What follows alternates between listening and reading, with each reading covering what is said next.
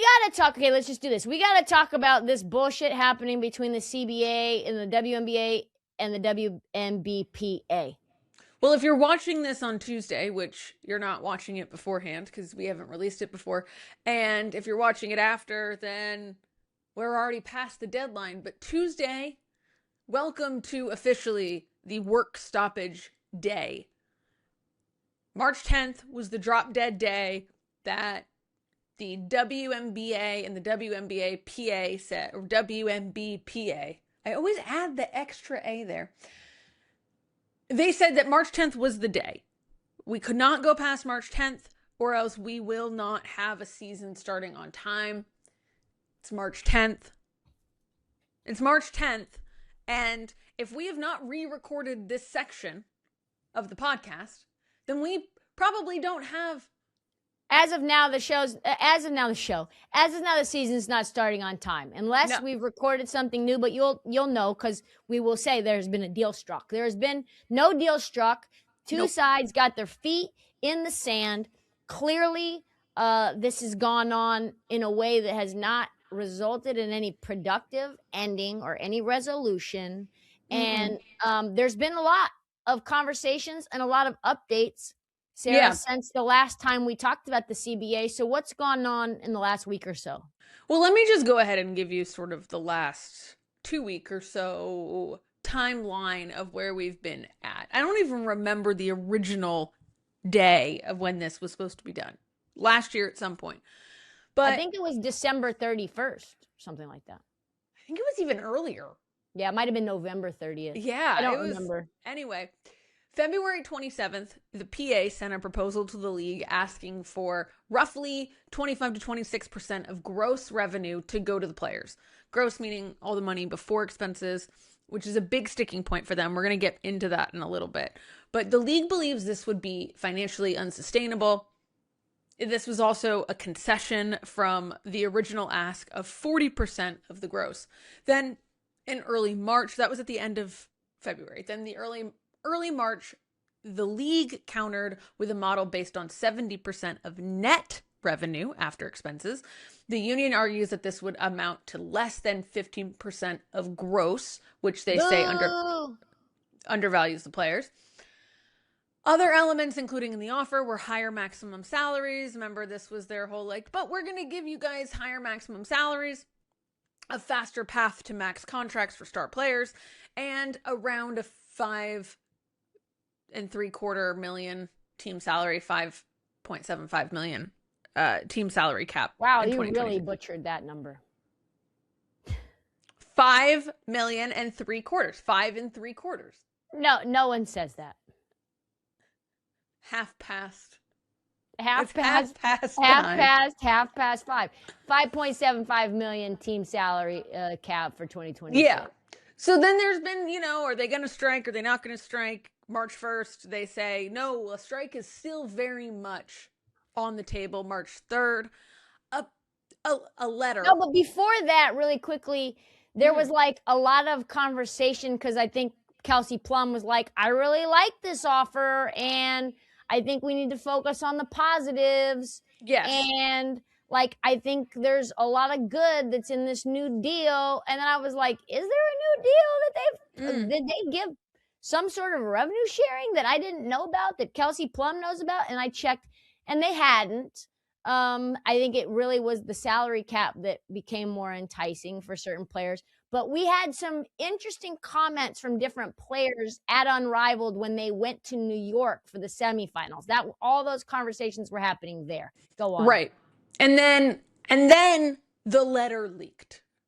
Right? This letter that we are told was a private letter from Stewie and KP, Kelsey Plum, that you were just saying, to the union leadership. It sounded like it may have been sent directly to Terry Carmichael Jackson, who's the union president, executive director, not president. The letter was talking about how there was concerns with her leadership, with leadership within the PA, with transparency in the negotiations, with player communication. Then a couple days later, they were like, hey, you guys have been negotiating for a year and a half, but we've only been involved for like the last 3 months. Yeah. You guys are kind of fucking up. That's what the letter essentially. That's kind of what the letter asserted. was. That was like the vibes. And then like 3 or 4 days later, which is not immediate, by the way, it took like 4 days for them to wrap this up and say, no, actually, like, we're all united. 84% of players think that we should keep negotiating, which is a very, like, based on a survey that they conducted that we don't really know how. Was that via text, via like Google Ask, like a drop down menu? Yes or no? Check yes or no. We have no idea. March 7th, another round of proposals. Also, before that, too, we got some sort of info from the agents where the agents were like, hey, we need to be kept in the loop. And we're not being kept in the loop. And we represent some of the best players. And so there was a lot of scuttlebutt about, like, how much of this letter was really the agents trying to put pressure on Terry because of the relationship that some of these agents have with Kathy Engelbert. Because if there is no season, these agents don't get paid. And there's a belief that it's certain powerful players, agents, that are the ones that are pushing for this more so than maybe the agents that represent the 99ers kind of the league. What was also suspicious from this letter was there was no hide nor hair discussed from NECA. NECA was not a part of it, which was like, NECA's kind of an important part of the executive committee. It does feel weird. If NECA's name's not on it, it's like, well, what do we have here? And then NECA did come out with that second letter. They were like, yo, we're united. Stop trying to pull us apart. Stop acting like we're divided. We're all in alignment that Terry is our leader and we're rocking with her. And so, yes, maybe there was a private letter like, hey, we kind of need to be more in the loop, but we're not saying she needs to step down or anything, which was kind of what that original news was trying to make it sound like. Is like, oh, the players don't want Terry involved anymore. I mean, to be fair, 84 is still like a B. It's also like most of the league. I know. I'm just saying there's still 16% of the league, obviously, that's unhappy in some capacity. So I was saying, I'm very curious who makes up that percentage in general, because we don't know. Yeah, you also had Tasha Cloud saying, hey, like, there's a lot of people lobbying for the rich parts of the folks, the max players. There's another contingency that's rocking with the rooks and the new class and the new era. But I am part of the middle class of the WNBA, and I am going to be the one that leads the charge for them. And we are not stopping until we get to a split of revenue. It's messy. Anyway, let's keep moving. March 7th, another round of proposals was made. The players' union submitted a counter proposal to the league with some concessions on housing and revenue share, although the exact details are not public. And then the next day, this was, again, over the weekend, this was Friday and then into Saturday. Saturday, the league responds again, sent a counter proposal back to the union. Again, we don't know what's in it, but according to Sports Business Journal, the two core issues that remain, even with these last two, are the union will not budge on preserving league-funded housing for players, and the league will not give on the 15% gross revenue. So yeah, the most important parts probably for the players that affects their life the most, how much they get paid, and whether they can find a place to live for 5 months in a city that has notorious housing issues like New York and LA. I want to hear what because I want to hear more about the housing thing, but I want you to start with the gross net. Explain this, because this is like this sticking point of this whole gross versus net seems to be the biggest one. Yes. So explain to me what that means, like really what that difference is. All right, so let's pretend me and you have a lemonade stand and you make all of the lemonade. And but it's like the best fucking lemonade you can find, right? Like it's popping out on the streets and you've got the secret recipe, and all of a sudden people are starting to really like fuck with our lemonade stand.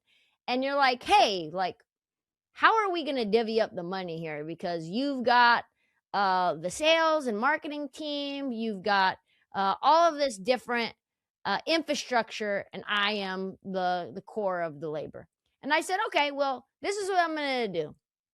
I'll give you 70% of net revenue."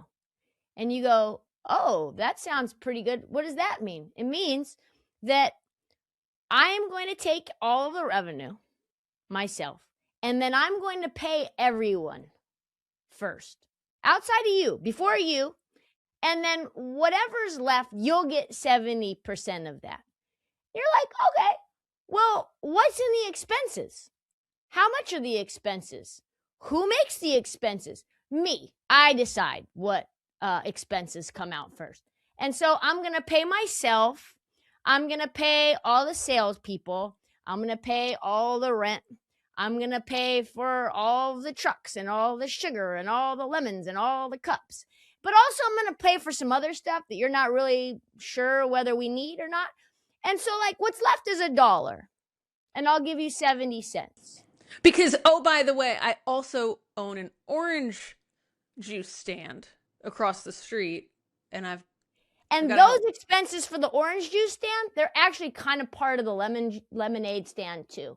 So we have to pay them. So say you make $500 and say you get about $10 of that.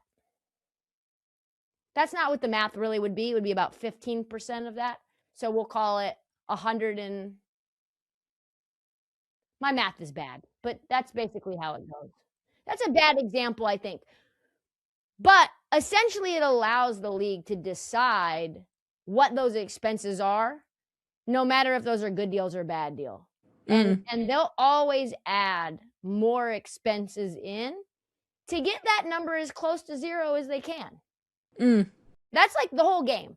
As somebody who's just started a business myself, like the game's to get to zero. That's the game. You never want to show Uncle Sam or anybody else that you're making a significant profit.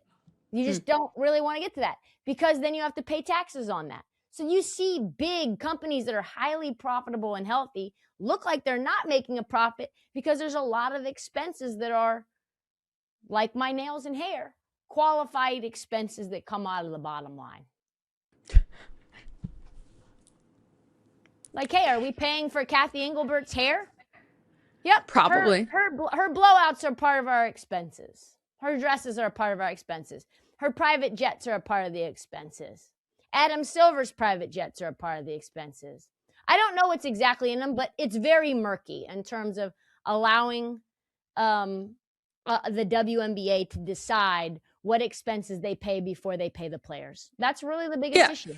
Yeah, it's sort of like how we paid for Kash Patel to go to the, to the hockey game. That was our expenses that we had to and so why it needs to be done off of gross is because when you have to split, say, for example, now, Sarah, I give you 25% of the revenue no matter what. I then need to take care of what my expenses look like on my end. I need to become a better fiscal, more responsible business person because I have to pay you no matter what my expenses are. So I need to figure out how to like control those costs so that I'm not in the red, because you're getting 25% of that number, which is what pretty much the players really want 40, but they'll settle for 25. So say we make $1,000 that year, you get $250 no matter what. And then I get $750, and then I've got to pay everybody out of that $750. So, like we said, it's Monday. It's March 9th. We're in the afternoon on the East Coast. We may have some semblance of a handshake deal that we don't really know. All we know is that something got reached. We may not. What are your predictions at this point where we stand in time now? Do we get a deal done? And if so, what do you think it looks like? I just don't see it. I just continue to not see it unless the league will capitulate on that gross revenue and capitulate on the housing. Listen, you got to pay for housing for the developmental players at least, for the players that are in their rookie contracts at least, because it's really hard to. What if you have to buy housing for an entire year because apartments will only allow that, but your league is only a 5-month season? How is that going to work? And you only get paid for half of it.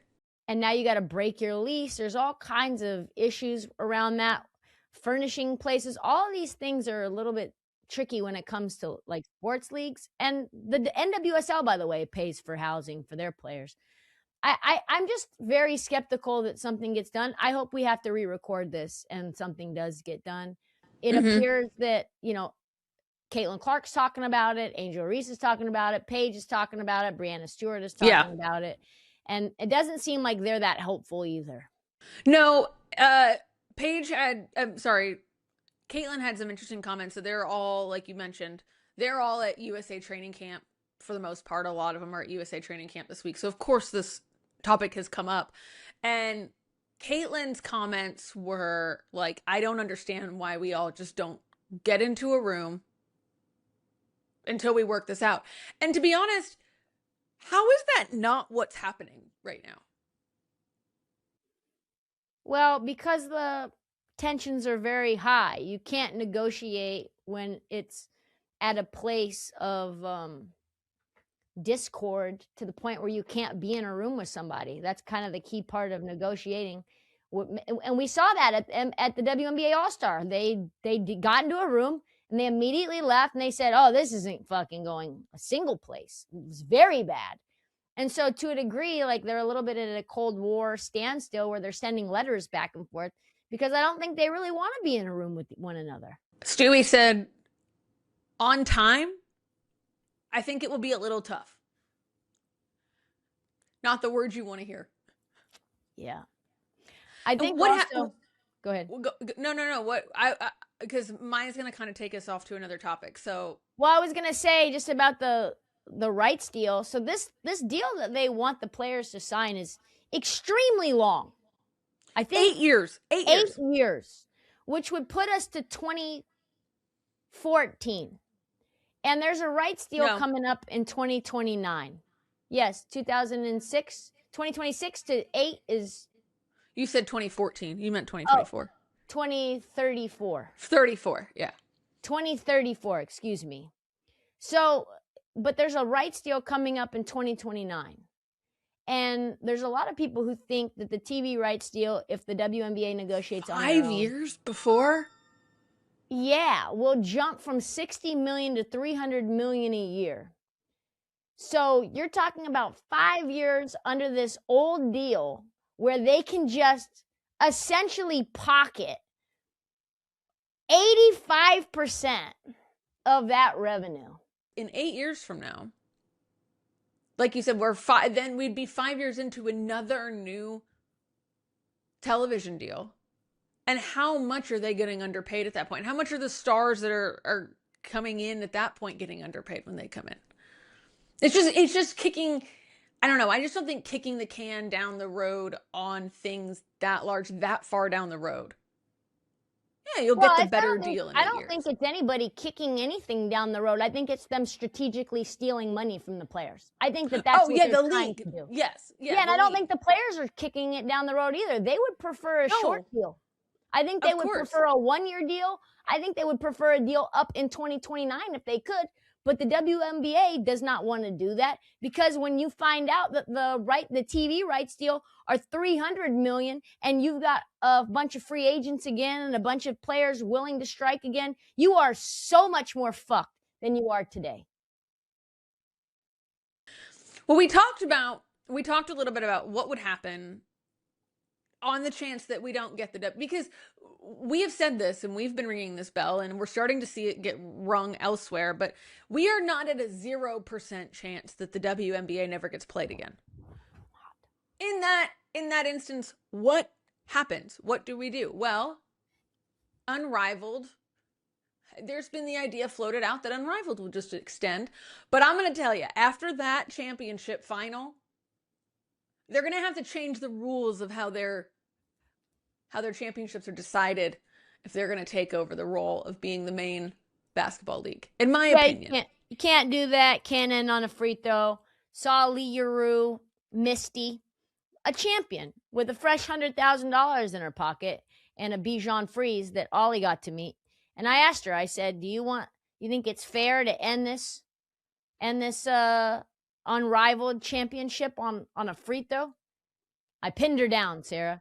And she said, I was just hoping she would make it so that we could all go home and win. Kelsey Plum was applying the pressure on us. She was balling. She was. That was the case. That was, honestly, that Unrivaled final, you were there. It was very exciting up until they dumped a giant bucket of cold water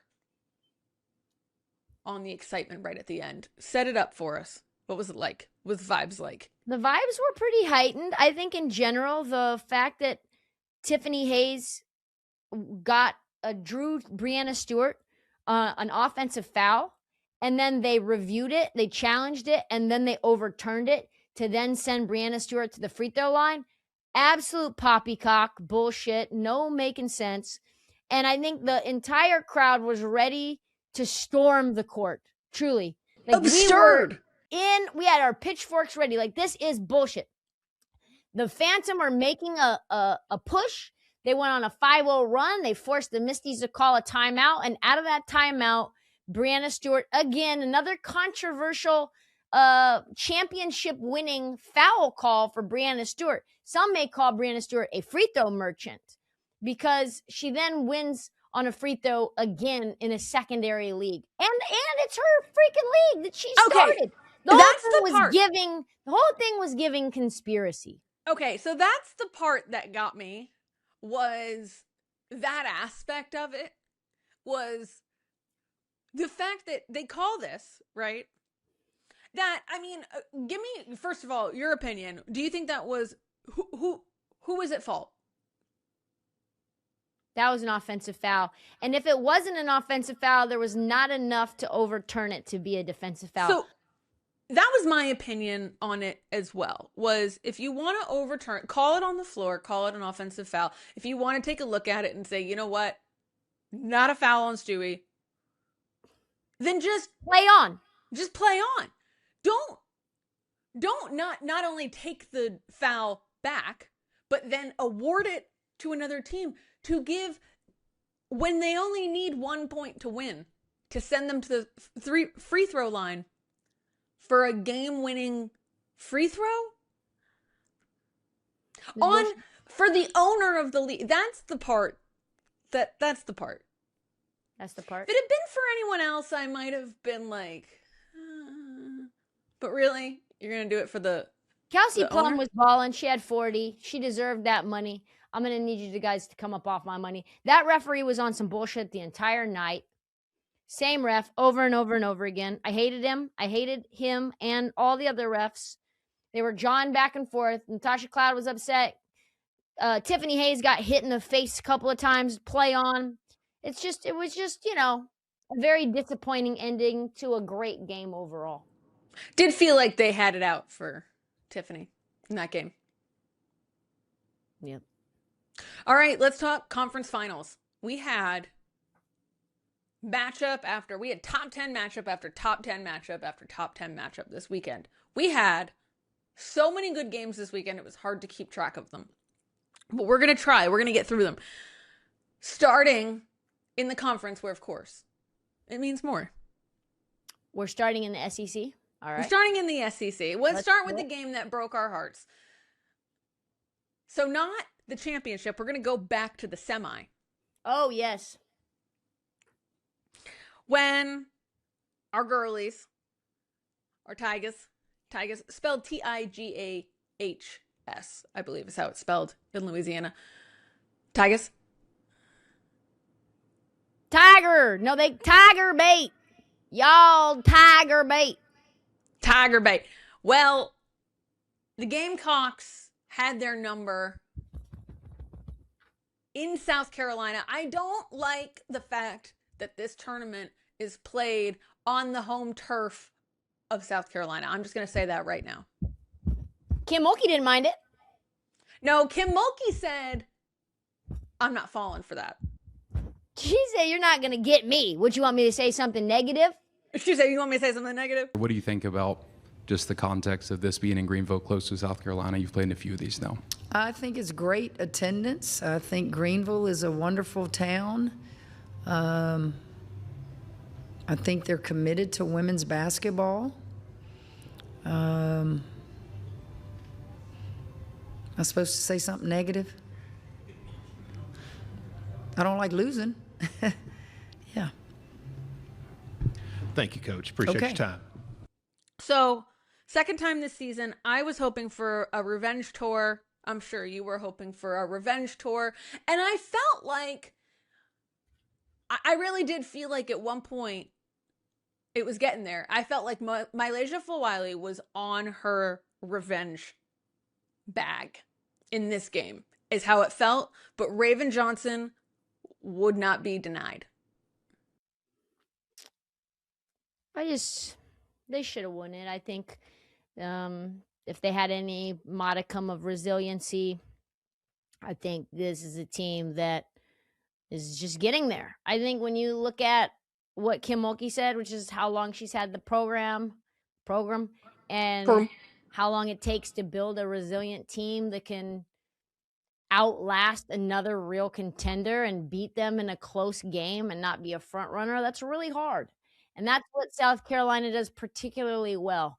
Raven is just flying up the draft boards. She's been incredible this entire season. I eat my words. She's playmaking her ass off. She's defending her ass off. She's really one of the best shooters in the SEC right now. You cannot leave her open. Her and Tessa together are just absolutely soaking wet from deep. Pause. And like, to me, Joyner, I didn't like anything that she did during that game.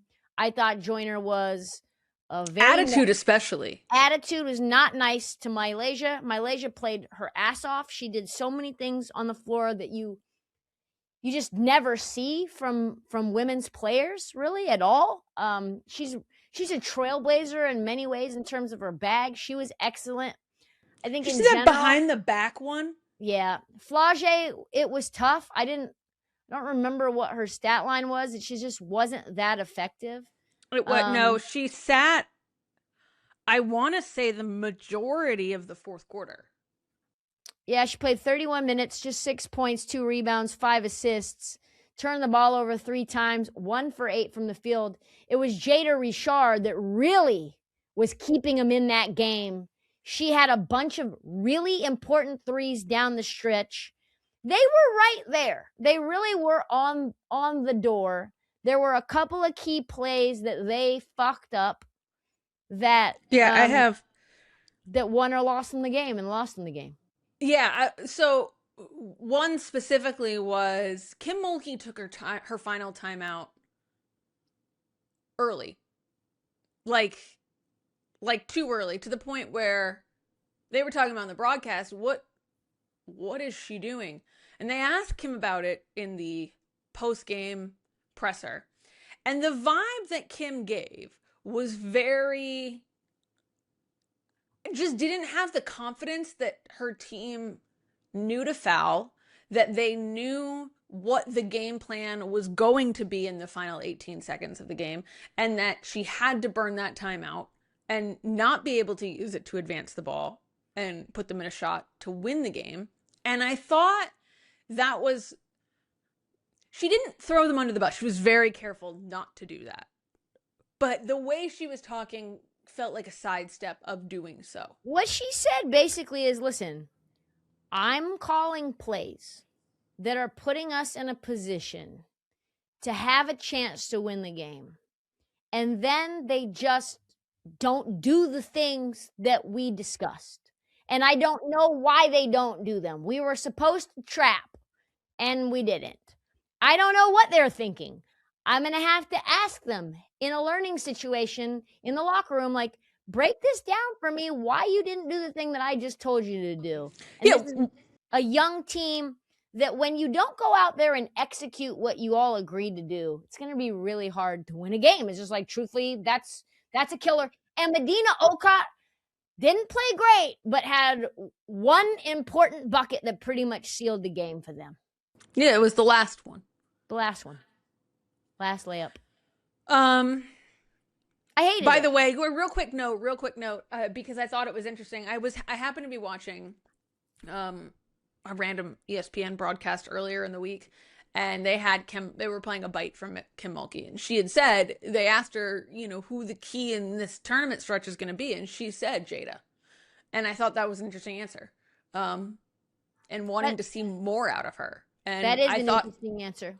And that was before that game. And I thought that I think she came out and she really, whatever that they were working on or have been working on, maybe with her confidence and what's in her bag.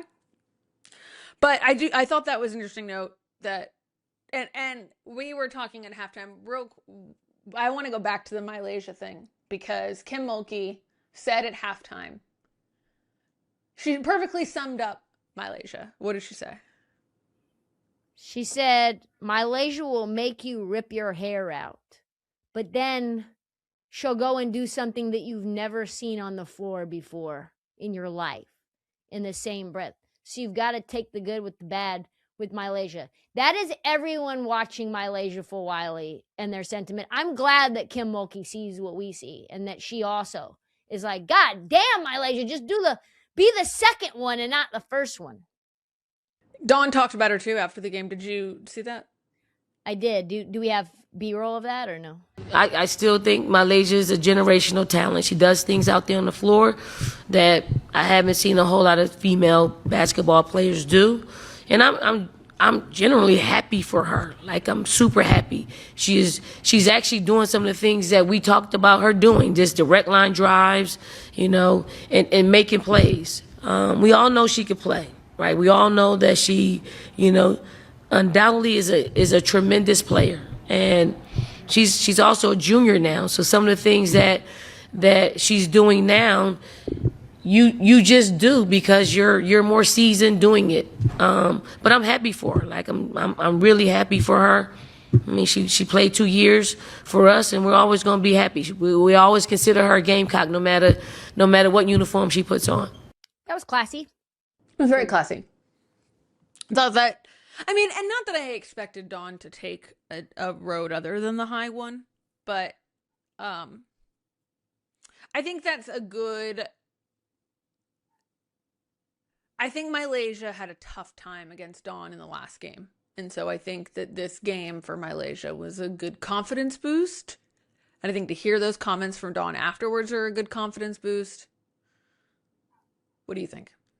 Yeah, I think that February 14th Valentine's Day game was like a turning point for Malaysia.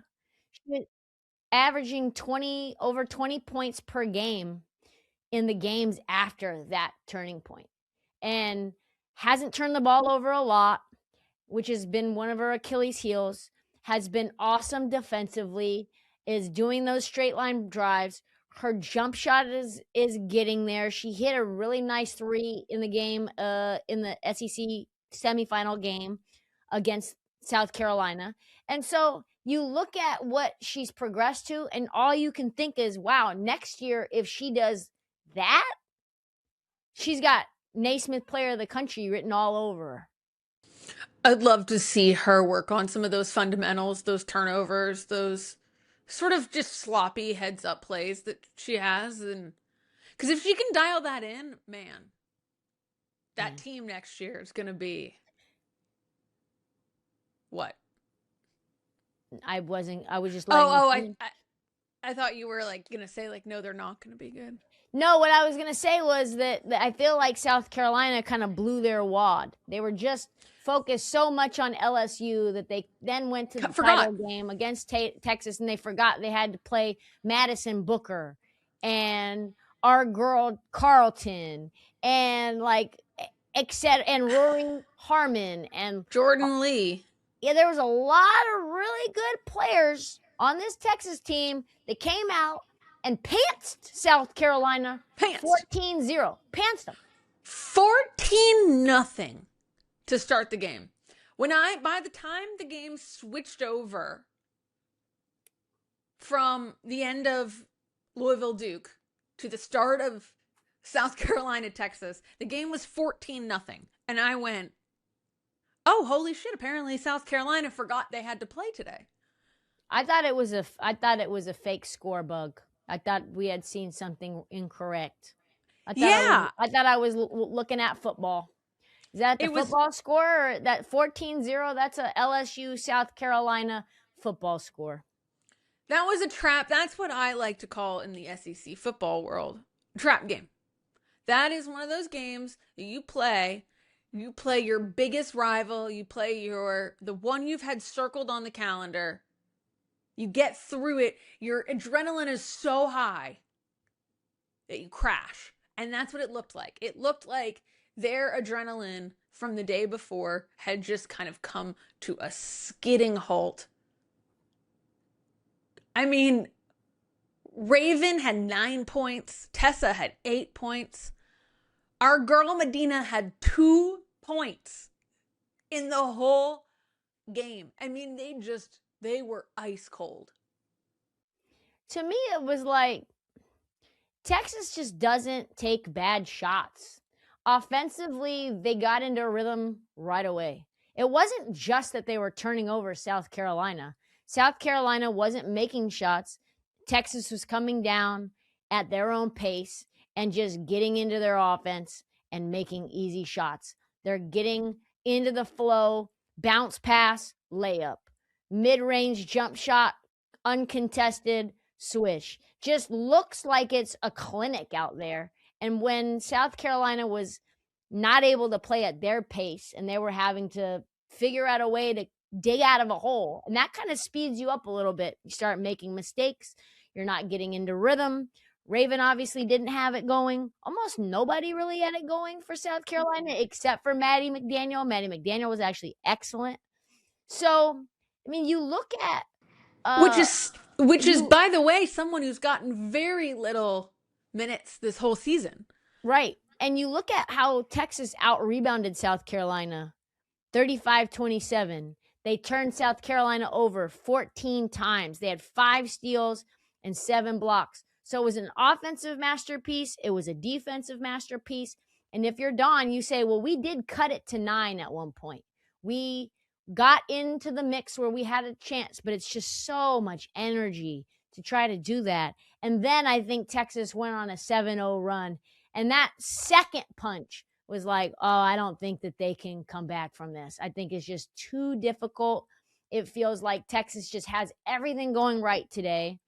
And Dawn said something that I thought was actually interesting. She said the last time we lost a conference title game, we won the whole thing. So maybe this is exactly what my players need to lock back in. It was a bad loss. It was their first really bad loss of the year. Justice Carlton's a fucking G, too. I really like Justice Carlton. Maddie Booker gets a lot of love, and she deservedly gets it because she is a stud. She is a star. She can get to her spots whenever she wants and makes it look effortless. But it was Justice Carlton who led the charge for that 14-0 run in the beginning of the game. So many layups, just involved in every play. She was incredible. I felt like Jordan Lee was also like very low-key, a huge part of it as well. And I mean, you're talking about a team that shot 54% from the field and really only shot, 7 threes? So, I mean, this is just an efficient fucking game. Very. For a team that needed that. They needed a little swagger, Jack, and now Texas gets to stay in Texas until the Final Four. That's everything for them. They get to be at home, and then they go to Fort Worth, and then they go to Phoenix for the Final Four. That is massive for them. And I don't think South Carolina cared that much about where they play, and that's fine. But Texas, you could tell Vic Schaefer had those girls ready to go. And since he called those young women soft, And he did kind of walk it back a little bit during the SEC tournament. He was on the podium with Chene and them and was like, yeah, I probably shouldn't have said it that way.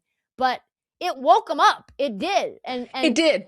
And if you juxtapose that with Kim Caldwell, like you could tell he has a lot of goodwill with his team because they responded in a positive way versus the Tennessee players who responded in a very negative way.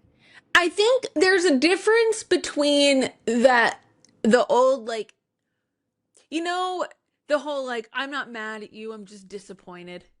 Where it's like someone you really respect, someone older than you, and you're like, I just don't want to disappoint this person.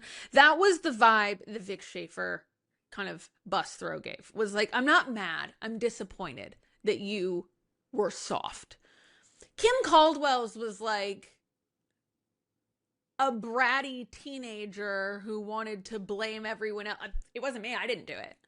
And it was like, you're the coach. Who, by the way, Kim Caldwell, there's rumors online. I don't know that it will happen, but there are rumors online that Tennessee may miss the tournament.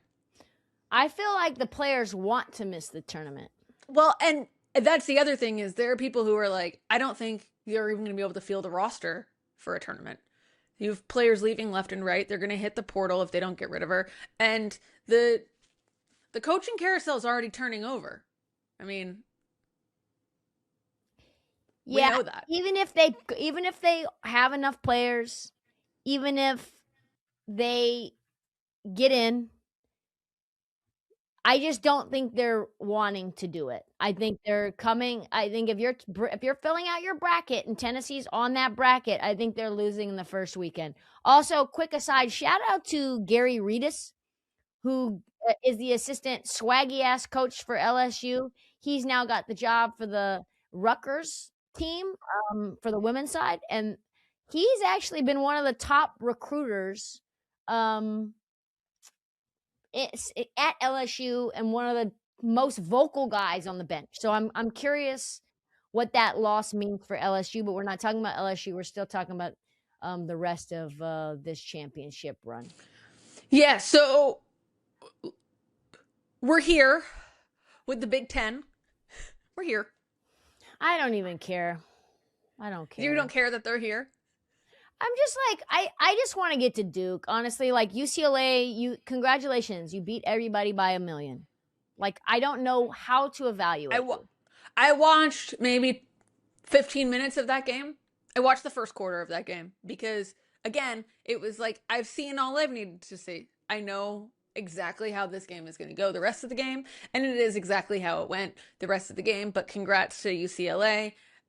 You guys are so good that you've made watching you impossible. If you are up by 30 in the first quarter to somebody, I can't sit down late before the game is over. Then I have no incentive to watch a mollywop by 50 points in a Big Ten championship game. And yes, that means they deserve respect. That means they deserve their flowers.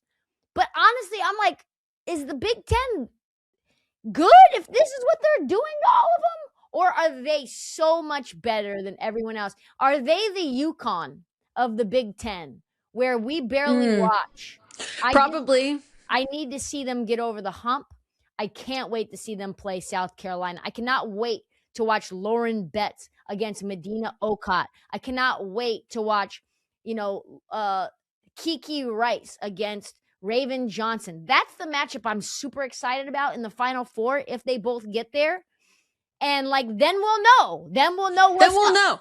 But you can't know anything watching them double the amount of points that their opponent had in a conference championship. You physically 96-45 is not a conference championship score. It is not a conference championship game. By the way, real quick though, did you see what the wonderful Bruce Pearl said on the broadcast? Get this man out of here. First of all, CBS, maybe if you have a guy on the broadcast that doesn't know the name of the all-time leading scorer in the NCAA, maybe they shouldn't be on an NCAA broadcast. It's so disappointing because they make these analysts like Bruce Pearl, in order for him to get out of bed and sit his ass on that desk, he's probably making $50,000 an appearance. Yeah. Maybe more. If he's working the whole season, you're talking about upwards of like 7 figures for a guy who doesn't know the names of some of the most iconic players and coaches in the Big Ten. Like, it's just disgusting stuff. He said Iowa doesn't have Caitlin Smith or Lisa Bunder. Lisa Bunder. And then he goes, and Jan Jensen. I don't know who these people are, but I can't believe, I don't even want to know. Like, I'm just thinking about the rest of the people at the desk and what they were thinking. And why, by the way, speaking of Lisa Bluder, why is she not at the desk and you are? She was just at the desk. Why are men? But first, why is Bruce Pearl the analyst for the women's conference tournament? Okay, just get this man off my TV. Get this Auburn man off my TV, especially. Honestly, in the age, here we go. I didn't think I was going to do it, but in the age of Trump deciding who is on CBS and who Paramount gets to buy and who gets to buy Warner Brothers and who doesn't, it would not surprise me if he was a Trump appointed women's basketball analyst. They said, we don't want him on our men's program. Let's just put him on the women's program and see if he can't fuck it up that bad. And then he did. He was probably on that panel. I texted somebody from CBS, get your boy, with the link, and she did not respond. I don't think she was very happy with the ribbing. Well, I mean, anyway, honestly, we gotta talk having about that, it's Duke. I saw a tweet today that said, y'all clowns wanted Kara fired at the beginning of the season. And I said, not us. Yep. Duke.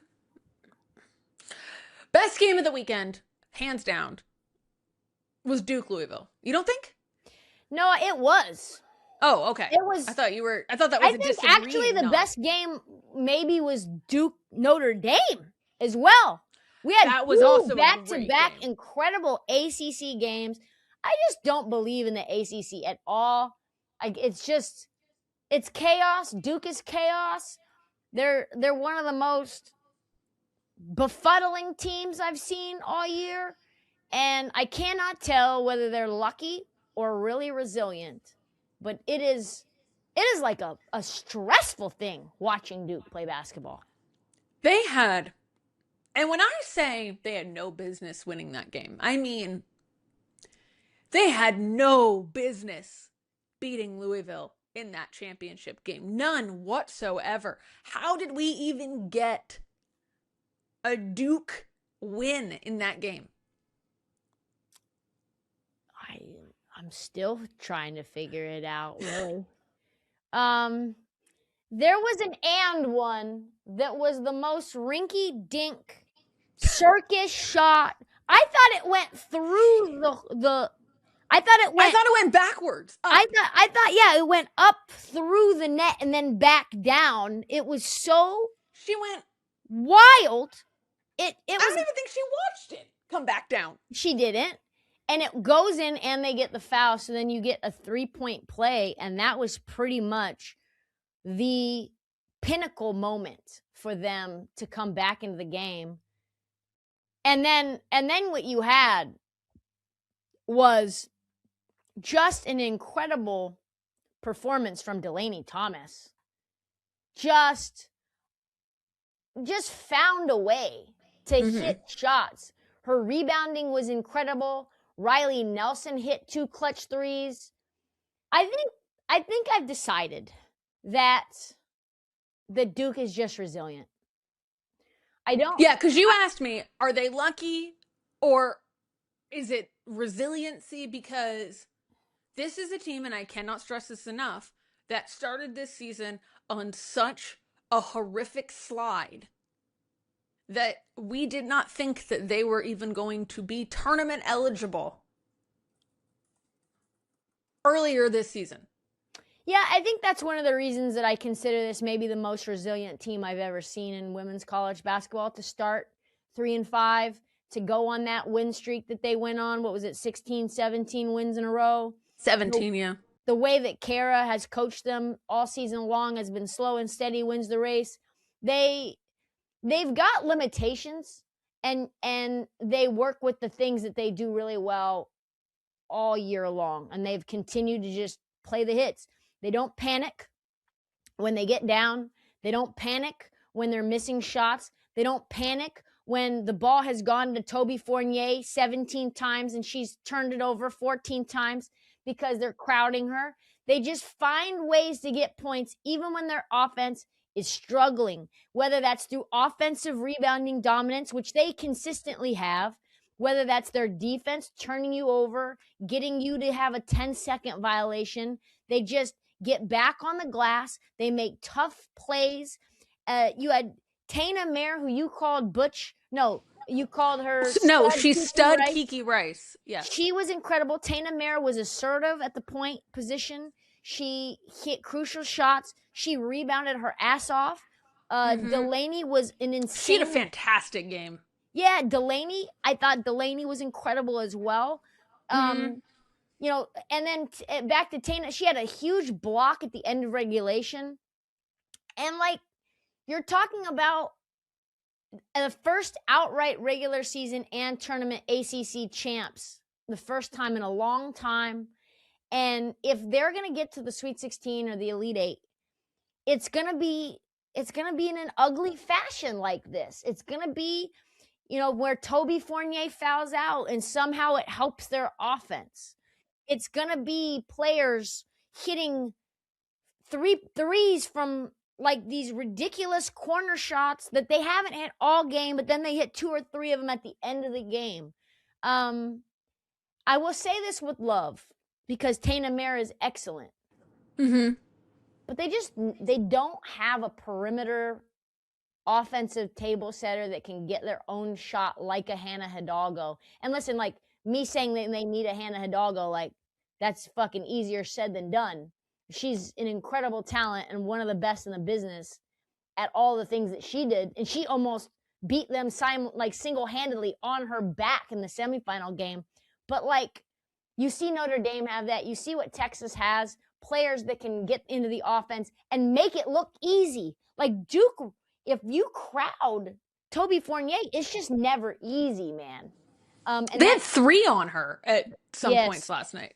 They know that you're trying to get the ball to Toby, and they swarm you, and then that forces turnovers, and then those forced turnovers create easy opportunities for you to get out in transition against them and make easy buckets. So, but I just think Duke is like, I feel like they win games they should have no reason winning, and that I think is coaching, and that I think is the players showing up when they need to show up in the moments that they need to do it, and no time sooner though. No, not a second sooner than they need to show up. They show up, and honestly, like, Duke has been one of the most fun stories of the year, truly. Oh, hands down. Yeah, absolutely. They really have. By the way, I don't know if you saw this. Someone asked, I didn't see it, where it came from, but someone asked Toby about the page hair, and she said, I don't really see it. I don't. Like, about what?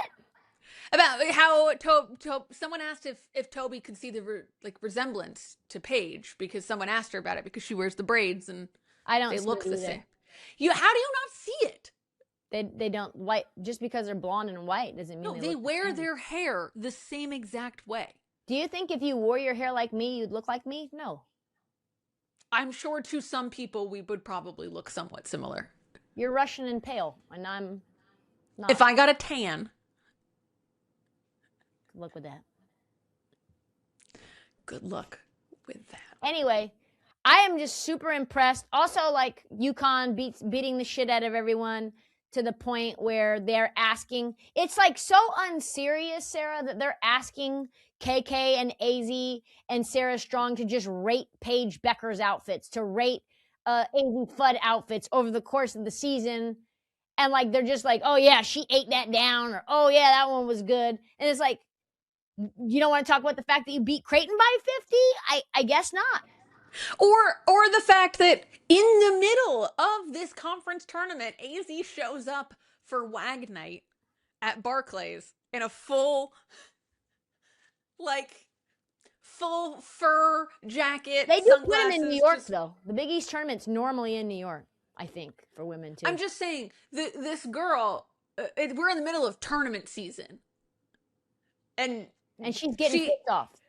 And she's getting fits off at Barclays to watch the wife ball out. Taking videos of Paige as much as she can. There was also, by the way, there's the video someone posted that was like Paige making some logo 3 and everyone just like losing it, and AZ just like picking up her phone and like texting someone about it. It's just funny. They were like, she's so unbothered. Also, I thought it was really funny that Paige and Kate Martin were like fake flirting in each other's Instagram comment section too. I don't know to make AZ jealous, or they're just literally trying to make, around. They're trying to make the 17-year-old girls on TikTok question their own sexuality and just make them go crazy or what, but they're definitely doing something in each other's comment section. My glaze of the week is for Madison Booker. You are the female Kevin Durant. You wear the same number. You go to Texas. You're a mid-range god. You make it look easy. I haven't given you nearly enough shine or love this whole entire season because I thought Texas was fugazi. They are not fugazi. They look really good. Can they beat UConn? No one can, but we cannot. Just like, it's like how we look at men. Well, how I look at men, like, oh, I don't hold it against men if they're scumbags, like misogynists. I think that's like, I don't. You don't? No. Why? You should. If you're a man and you hit on me and you shoot your shot, I'm not gonna hold that against you. Why would I do that? But that's not a misogynist.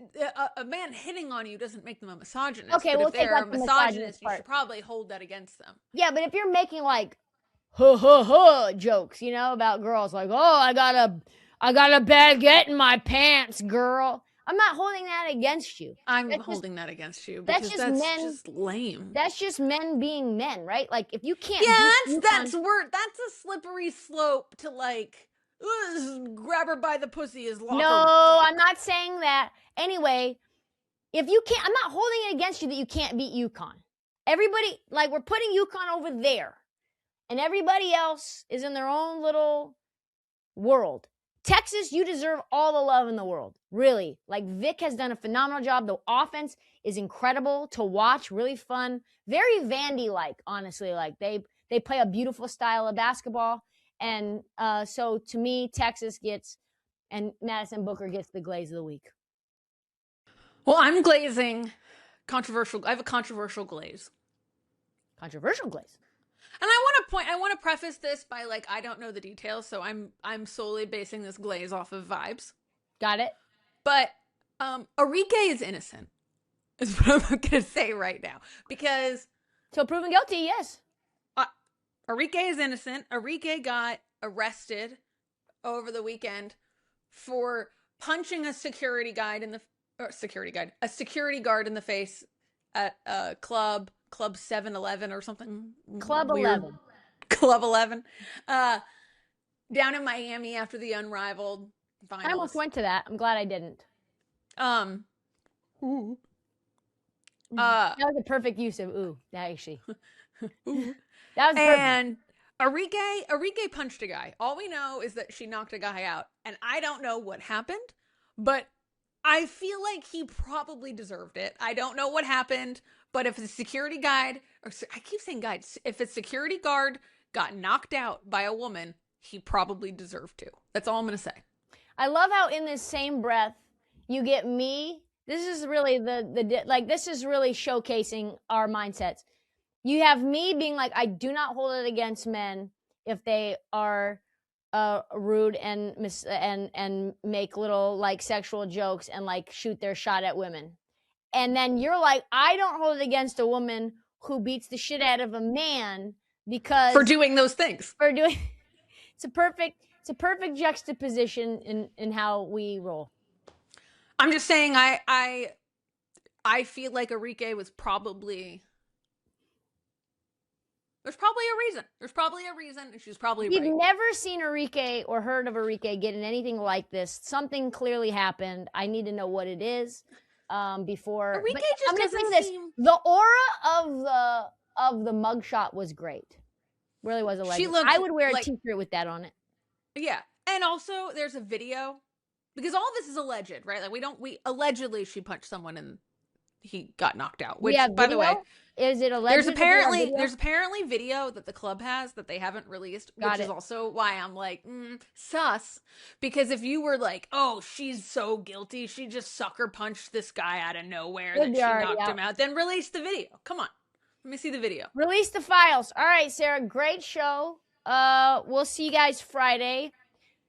Selection Sunday is Sunday, not this last Sunday. Yeah, sorry we didn't have a show on Friday. We were preparing for a Sunday show, thinking that there was a Selection Sunday, which, in my opinion, personally, I think it's a little bit of BS that we have to wait for the men. I agree. All right, as always, Sarah, 1, 2, 3. Let her shoot.